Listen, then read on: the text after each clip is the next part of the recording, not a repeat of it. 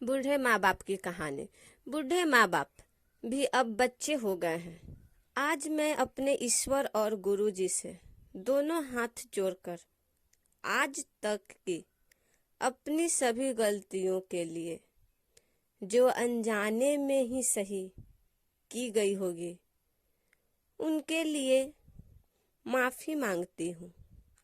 और आप सबसे भी यही कहना चाहूँगी कि हम सब जानबूझकर कभी किसी को तकलीफ नहीं देते हैं, फिर भी गलतियां तो कई बार करते ही हैं।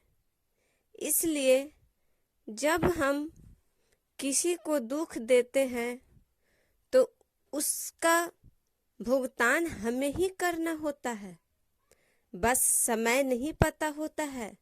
और भुगतान गलती से 100 गुना बड़ा होता है। और यह बात भी सच है कि गलती समय पर समझ कम ही आती है। जब आती है तो समय निकल चुका होता है। साथ ही कर्मों का हिसाब सबको किसी न किसी रूप में चुकानी ही पड़ता है। जब समझ आती है तो बहुत देर हो चुकी होती है और अपने घर बाहर दोनों जगह हम किसी न किसी रूप में गलती करते रहते हैं। अपने गरूर में दूसरे की भावनाओं की कद्र करना भूल जाते हैं। यह शुरुआत हम सबसे पहले अपने ही घर से शुरू करते हैं। हम अपने बड़े बुजुर्गों के साथ अच्छा व्यवहार नहीं करते, उनकी बातों को न समझकर उन पर हमेशा चिल्लाते हैं, उनसे ऊंची आवाज में बात करते हैं, उनको बात बात पर जलील करते हैं, उनका ध्यान नहीं रखते हैं, बस अपनी जिम्मेदारी का बोझ समझकर घर में रखते हैं। और अगर परेशान हो जाएं तो सोचते हैं कि कब इनसे पीछा छूटेगा, कब ये मरेंगे। जब हम उनको दुख देते हैं तो सोचो उनके दिल पर क्या बीतती होगी। उनकी आंखों से निकलने वाले आंसू, और जब उनका गला दर्द से भर जाता होगा और आवाज बाहर नहीं आती होगी, तो वो हमारे बारे में क्या सोचते होंगे कि ये वही बच्चे हैं जिनको हमने अपना पेट काट काट कर इन्हें काबिल बनाने के लिए हम जवान से बूढ़े हो गए, हमें पता ही नहीं चला। सोचो इनकी सफलता ही हमारी जिंदगी की सफलता होगी, पर आज हम ही इनके लिए बोझ हैं। भगवान हमें ऐसी जिंदगी से अच्छा है कि मौत मिल जाए, क्योंकि इंसान सिर्फ हारता ही अपने बच्चों और अपने से ही है। और बच्चे भूल जाते हैं कि ये माँ बाप ही हैं जिन्होंने हमें अच्छी जिंदगी और जीने के काबिल बनाया है। हम जितना प्यार अपने बच्चों से करते हैं, क्या उतना प्यार अपने बूढ़े माँ बाप से भी करते हैं? शायद 90% नहीं होगा, क्योंकि माँ बाप पर कम ही लोग ध्यान देते हैं और जिम्मेदारी नाक के बराबर समझते हैं। और अगर माँ बाप बीमार हो जाए तो बच्चों पर खास फर्क नहीं पड़ता है, बस एक जिम्मेदारी साथ इलाज करते हैं। और उनमें भी सोचते हैं कि कम पैसे में या मुफ्त में ही इनका इलाज हो जाए तो अच्छा है। और अगर अपनी औलाद बीमार हो जाए तो अच्छे से अच्छा डॉक्टर खोजने लगते हैं। सोचो, जो माँ बाप अपनी जिंदगी देकर जीवन देते हैं और जीने के काबिल बनाते हैं, उनके लिए हम सोच कर कार्य करते हैं।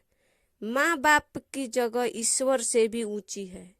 ईश्वर एक विश्वास और माँ बाप एक सत्य है जो ईश्वर के समान है।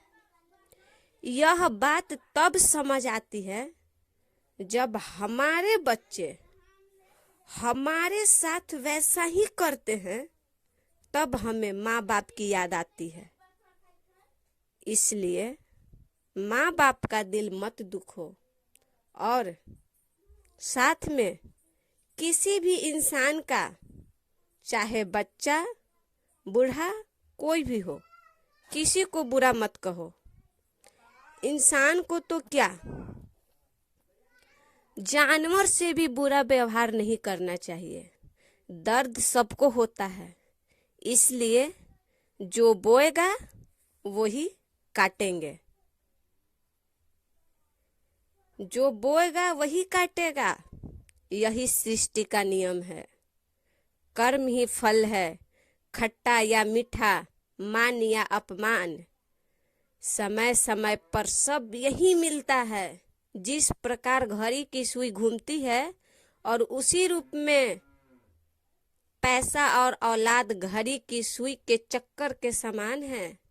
बात समझ देर से आती है, पर जिस दिन समझ आ जाए समझ लेनी चाहिए, क्योंकि कर्म का फल कम ही सही पर कुछ तो मिलेगा। बस आप सबसे इतना चाहती हूँ कि माँ बाप और बड़े बुजुर्गों का सम्मान करें, साथ ही सम्मान से बात करें। उन्हें हमारे प्यार की जरूरत अधिक है। अब हमारे बुजुर्ग भी हमारे बच्चों की तरह हो गए हैं। अपने बच्चों की तरह उनका ध्यान दिल से रखें, तभी उनकी आत्मा दिल से आशीर्वाद देगी।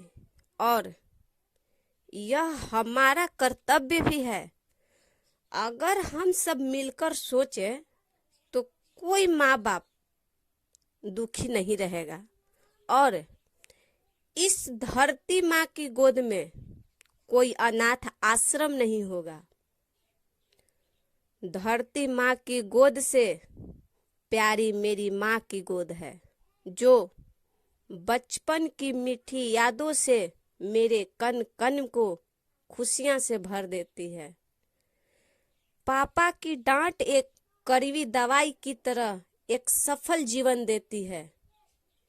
माँ बाप न होते तो जीवन न होता, जीवन न होता तो हम कहाँ होते। जिसने ये दुनिया बनाई उसने जीवन में सब रंग रिश्ते में घुल दिए।